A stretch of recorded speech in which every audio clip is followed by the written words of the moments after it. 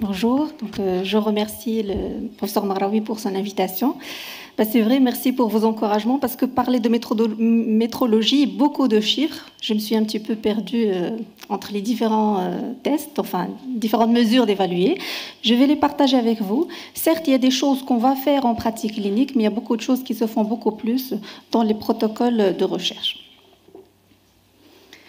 Donc voilà mon agenda. Pourquoi évaluer? Qu'est-ce qu'on va évaluer et comment on va le faire? Alors pourquoi? On a des malades qu'on va traiter. On a à notre disposition actuellement plusieurs méthodes de traiter, plusieurs échelons de thérapeutique. Donc quand est-ce qu'on va juger l'utilité de recours à un traitement de niveau supérieur? Donc déjà pour décider la mise en place d'une biothérapie. Deuxième chose, une fois mise en place cette biothérapie, comment est-ce que je vais juger son efficacité? Est-ce que je suis efficace? Je peux la garder, je dois la changer, je dois la substituer. Donc là, j'ai besoin de chiffres sur lesquels je vais me baser dans cette décision. Et d'ailleurs, dans le recours à la mise en place de biothérapie, comme vous voyez ici, il y a figure l'ASDAS et le BASDAI comme mesures d'activité de la maladie qui vont nous aider à instaurer la biothérapie. Alors, qu'est-ce qu'on va évaluer?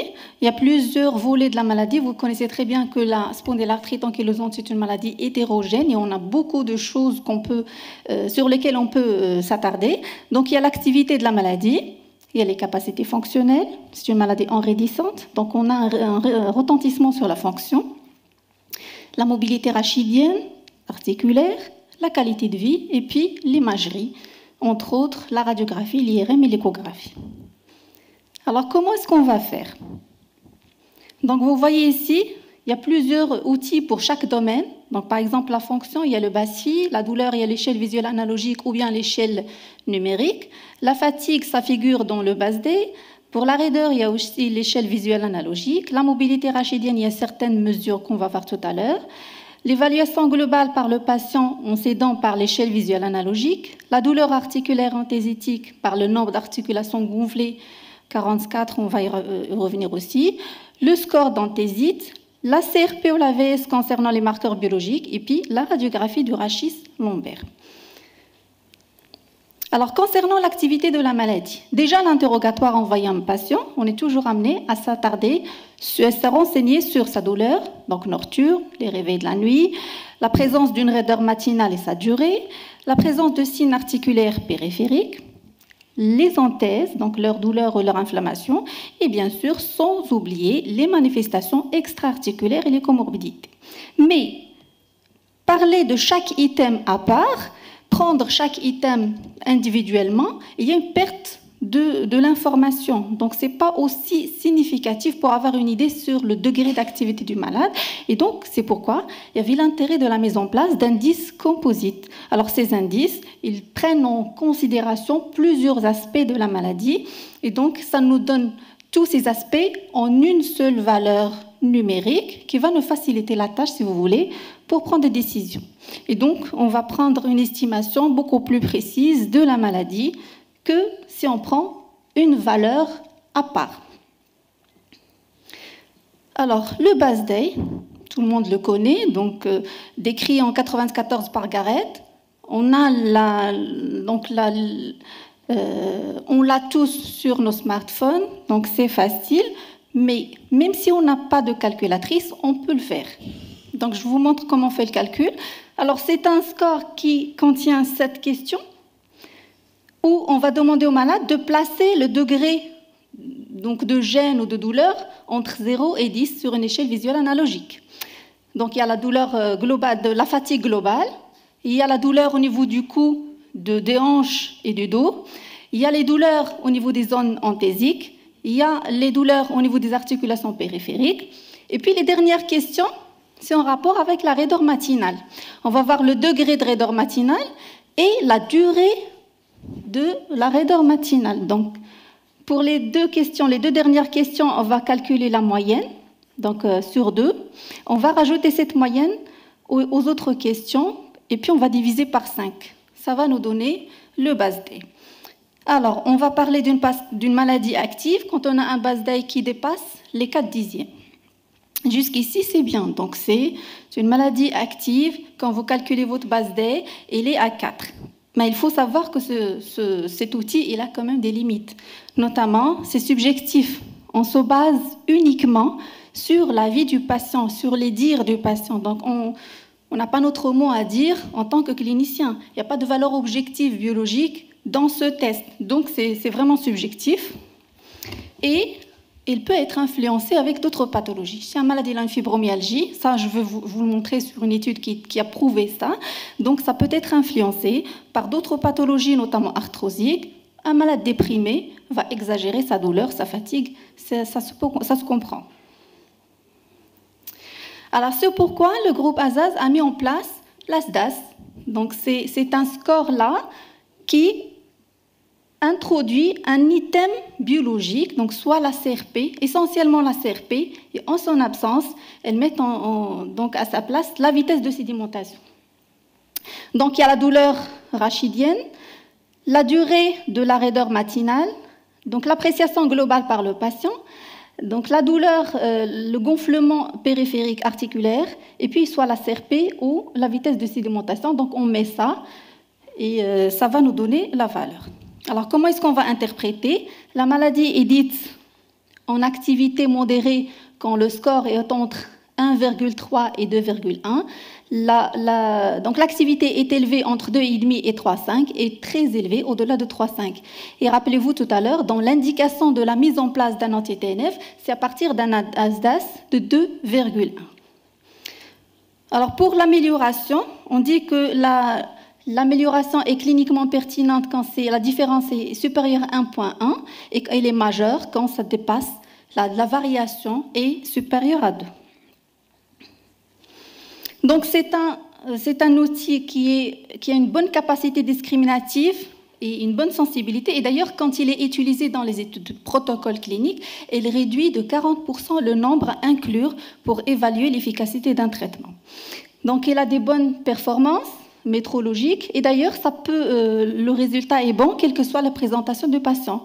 S'il a des douleurs articulaires, périphériques ou non, est-ce qu'il a un syndrome inflammatoire ou non, ça reste pertinent, sauf que là, c'est vrai qu'il est utilisé, il est recommandé à utiliser en pratique courante, sauf que ici, on a besoin de calculatrices. Donc, on ne peut pas faire le calcul, c'est très difficile, c'est très compliqué, mais c'est disponible là aussi sur les smartphones. Donc c'est juste pour revenir à cette notion de fibromyalgie qui peut influencer sur le BASD. Donc cette étude qui a été publiée en 2016, qui a pris 103 patients, 18 répondaient aussi aux critères de l'ACR concernant la fibromyalgie. Donc ils ont trouvé que le score BASD était supérieur chez les patients avec fibromyalgie que chez les patients sans fibromyalgie. Par contre, l'ASDAS était similaire entre les deux groupes. Et donc, ils ont conclu que l'ASDAS est moins influencé que le BASD par l'association à une fibromyalgie. Donc, c'est une raison de plus de privilégier l'utilisation de l'ASDAS par rapport au BASD. Donc, ceci dit pour l'activité inflammatoire. Maintenant, les capacités fonctionnelles. Donc, il y a l'indice PASFI. Alors, celui-ci, il évalue les aptitudes physiques du patient à réaliser des tâches de la vie quotidienne. C'est évalué sur une échelle visuelle analogique, de 0 à 10, pour voir le patient, est-ce qu'il est capable et jusqu'où il va dans cette capacité, jusqu'à arriver à l'incapacité totale à réaliser donc la chose. Là aussi, il faut faire attention à l'interférence d'autres pathologies, notamment cardiovasculaires, neurologiques.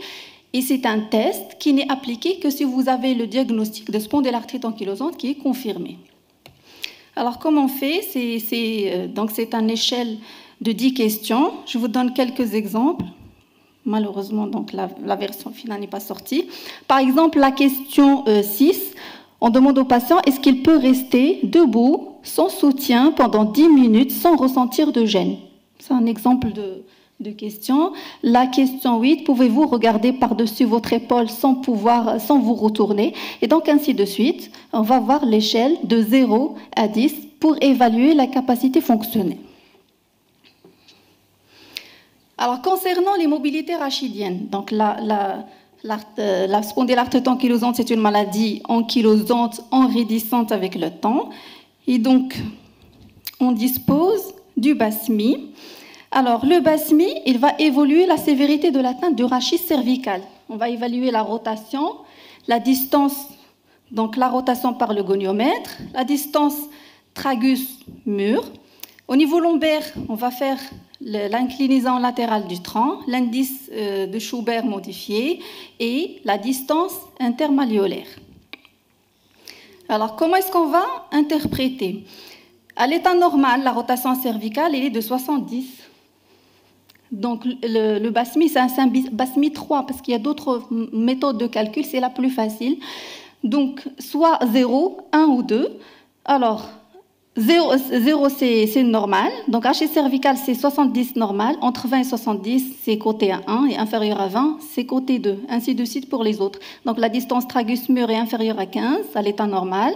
La flexion latérale du rachis, elle est de 10. Flexion lombaire, 4. Et distance intermalléolaire, normalement, elle est de 100. Et donc, on va coter chaque item à part pour avoir le score total qui va de 0 à 10. Alors, ce qu'on reproche à ce score, c'est qu'il n'inclut pas l'ampliation thoracique qui est souvent atteinte et c'est un critère très important à mettre dans le dossier médical. Maintenant, on va voir les indices qui vont évaluer la réponse au traitement. Nous disposons de l'ASAS 20. Alors, l'ASAS, il comprend 4 items. C'est quand on donne un traitement pour évaluer est-ce qu'il est efficace ou pas. Donc, on peut faire appel à l'ASAS. Il comporte 4 items.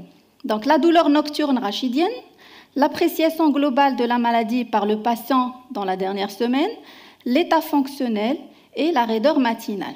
Donc, on va juger l'efficacité d'un traitement par une amélioration d'au moins 20%. Quand on parle de l'ASAS 20, d'au moins 20% et au moins 10 mm sur l'échelle visuelle analogique, sur 3 critères sur 4. Donc, 3 critères, on doit avoir amélioration d'au moins 20%. Et le 4e critère restant qui n'est pas amélioré à 20%, il ne doit non plus pas être détérioré de plus de 20%. Donc, ceci dit, pour l'ASAS 20%, on a aussi 40, 50, 70, on applique la même chose. C'est quand on veut voir, quand on a une réponse plus ample de certains traitements. L'ASAS 5 sur 6, c'est la même chose, sauf qu'on va rajouter 2 items. Donc, on va ajouter la mobilité rachidienne, mesurée par l'inclinaison latérale, et on va rajouter le syndrome inflammatoire. Donc, la réponse, là aussi, c'est au moins 20% de 5 critères sur 6 et non-détérioration du 6e restant. Il y a aussi le critère de rémission partielle. C'est quoi le critère de rémission partielle? C'est quand on a un faible niveau d'activité, quand on a une valeur de l'ASAS qui est moins de 20% de chacun des 4 items. Donc à ce moment-là, on va parler d'un critère de rémission partielle. Le BASD 50, là aussi, il est plus fréquemment utilisé dans les études. Donc ça montre une amélioration du score BASD de 50% par rapport au BASD initial. C'est un peu facile pour nous puisqu'on fait souvent, on faisait souvent le BASD. Et donc soit baisse de 50% ou bien une valeur absolue de 2 points sur l'échelle visuelle analogique.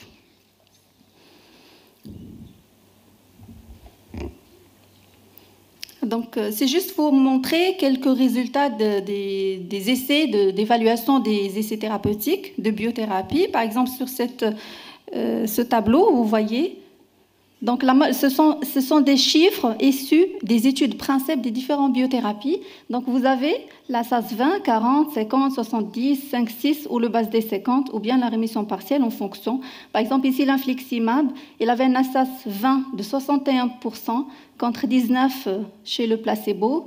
Pour l'étanercept, c'était de 60 contre 23. Et un ASAS 20 de 58 chez l'adalimumab contre 20 pour le placebo.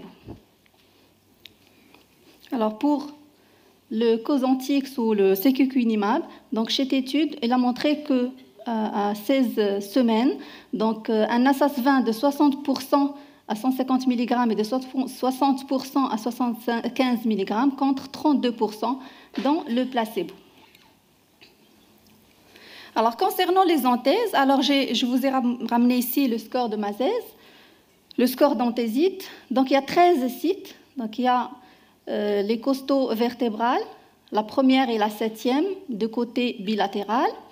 il y a les crêtes iliaques, les épines iliaques antérieures et postérieures et l'épineuse de L5 plus les tendons d'Achille. Donc c'est une réponse binaire, douloureux ou pas, sur un score qui va de 0 à 13.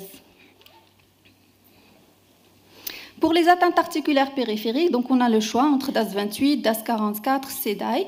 Et puis il ne faut pas oublier, comme j'ai dit tout à l'heure, d'évaluer les manifestations extra-articulaires et les comorbidités. Alors concernant la biologie, est-ce qu'on doit répéter la CRP pour voir l'évolution structurelle de la maladie? Alors dans cette étude qui était présentée à l'EULAR 2016, qui a pris des patients atteints de spondylarthrite ankylosante, donc avec une poursuite de traitement AS24 par golimumab, et ils ont évalué l'atteinte radiologique par le score MSAS. Alors l'objectif c'était d'analyser l'association entre CRP et progression structurale. Donc voilà ce qui sort. Donc la persistance, voilà la CRP, donc, il y avait 3 groupes, une CRP moins de 3, une CRP entre 3 et 5, une CRP plus de 5 mg. Donc le groupe qui avait une CRP élevée, elle était corrélée à une progression structurale.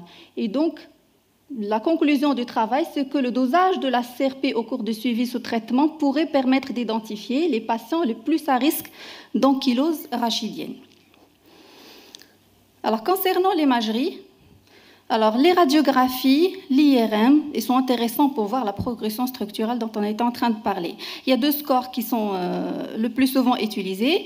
Il y a le score Basri, qui est beaucoup plus utilisé en routine, en clinique, et le score SAS, qui est beaucoup plus dans les évaluations de protocoles et des essais cliniques.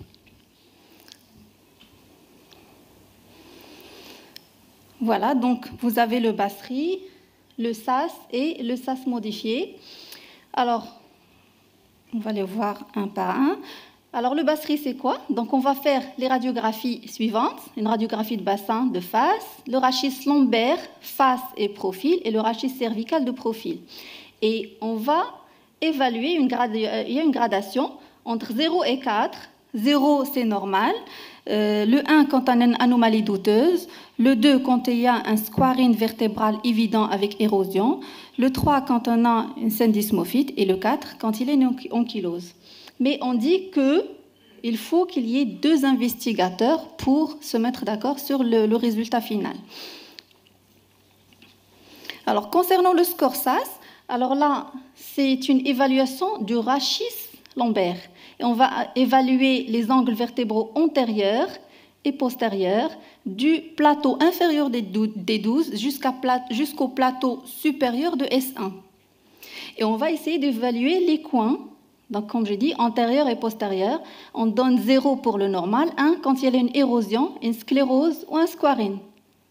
Et quand on a un syndesmophite incomplet, on va parler d'un score 2.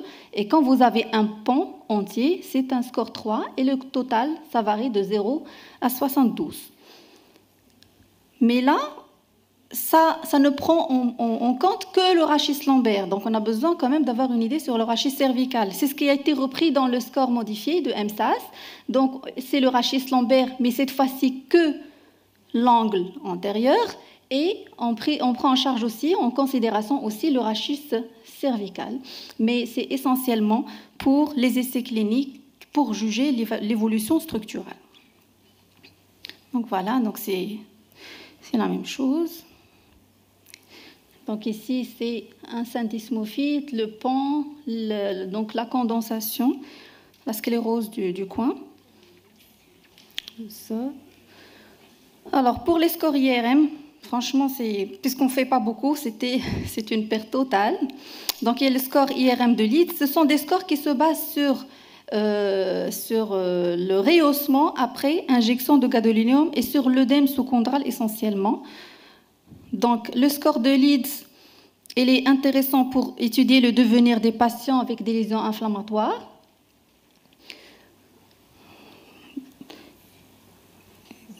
Et j'arrive essentiellement parce que j'avais normalement éliminé j'avais éliminé ces plaques.